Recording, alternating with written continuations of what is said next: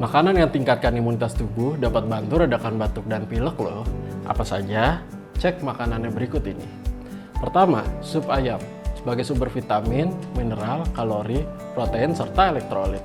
Kedua, makanan pedas karena kandungan capsaicin cabai diyakini dapat mengencerkan lendir. Ketiga, ikan salmon.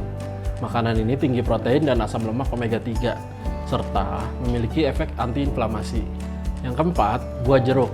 Buah ini kaya vitamin C, dapat membantu meningkatkan imun tubuh. Yang kelima, bawang putih. Terbukti memiliki efek antibakteri, antivirus, dan anti jamur. Sudah tahu apa saja makanan yang sebaiknya dikonsumsi saat pilek? Jika pilek tak kunjung membaik, segera hubungi dokter di aplikasi Halodoc. Jangan lupa untuk like dan subscribe akun kami untuk informasi kesehatan lainnya.